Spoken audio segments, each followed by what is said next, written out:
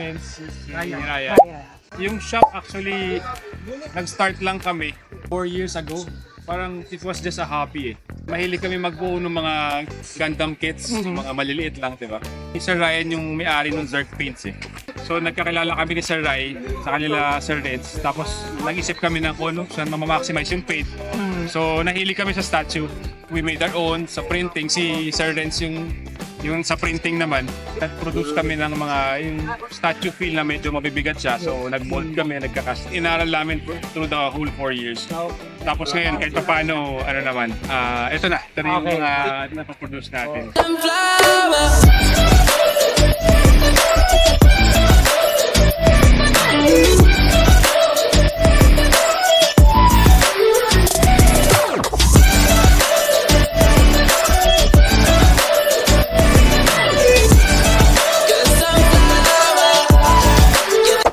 Started when again, sir? On that year din eh. On that year din. Matagal kami magkakilala. Naisipan namin kung ano bang pwedeng gawing gimmick sa na nakabase sa hobby saka sa business.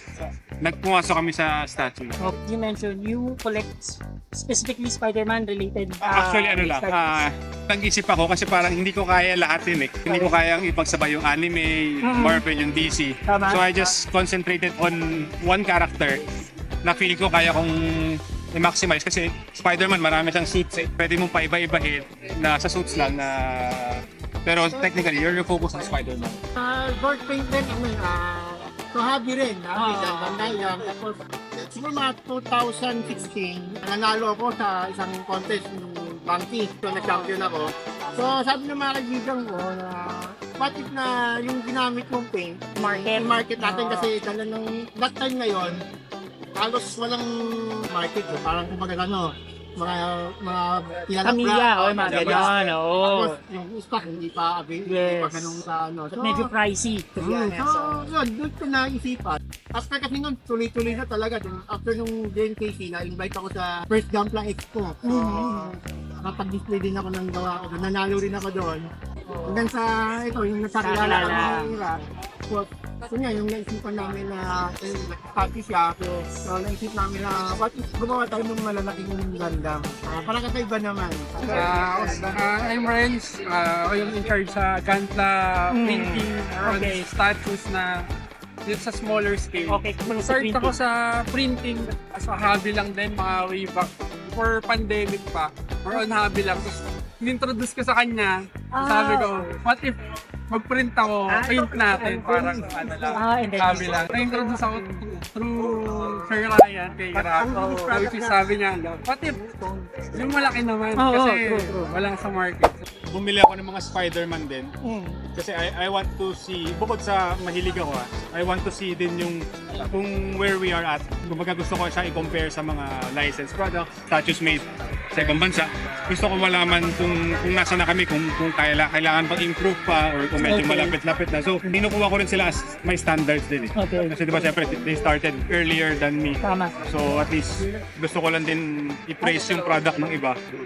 So, for example, sila Legendary Beasts yan, mga kito na natin yan. So, tumisilip-silip tayo para lang makita parang, uy, ganito pala kaganda na. Medyo malayo pa. Diba? So, ako naman, nag-start ako sa Gunpla. Pero more on mecha talaga. Gunpla, Zoids, anything mecha. Tapos sa tagal din, nag-explore ako sa ibang toy line, mga vintage. Ayan, tas ito, ngayon, next stop ako sa Gunpla kasi dito ako sa mas malaki. Tama. Naman, siyempre, kabataan, yung mga 90s. Gundam. Estudyante pa tayo. So, nung nagka-budget, Gundam collection. weird, pero meron akong isang statue na Sephiroth eh. So, iwan ko Spider-Man para kay Sephiroth. Kasi nakalabas yung One-Winged Angel. So, ako, kung isang collection lang, yun ikikip ko. Medyo maganda talaga yun. And you, sir? O naman, hindi siya yung pinakamahal, hindi siya yung pinakamaganda, pero yung nakit ko na childhood ko, yung void ko na Blade Liger. Yung Blade Liger. Yung naikip ko hanggang ngayon na yung condition niya, sobrang pristine. Yung first edition, yung first release. Kasi yun yung may papakita ko na naikip ko siya na naingatan ko talaga. Okay, thank you. And about you, sir? Sa akin naman siguro yung entry ko nung nanalo ko sa PNPC, sa Sapi na Gundam. Kasi yun yung entry ko, yun yung nanalo. Kasi yung talagang doon nagsimula lahat ng yung sa business namin, yung business ko. The product that you're selling and where we can find you in social media or if you have any physical store. Actually, Facebook page lang sa Road 10 Studios, under Road 10 Studios. Tapos, yun nga, nag-showcase kami normally yung SMX na event lang eh. Tapos, we get orders na lang through the page. Okay. We're trying to add some lines. Ngayon, yung Gundam yung showcase namin. Pero we're also into Marvel, Spider-Man. Do you do custom requests or dahil license siya? Kaya yung custom request actually, nag-umpisa kami parang oo eh. Pero since medyo marami na rin nakakabili na ng traction din kahit sa paling orders. So parang tinigil namin siya just to be able to focus on yung sa design.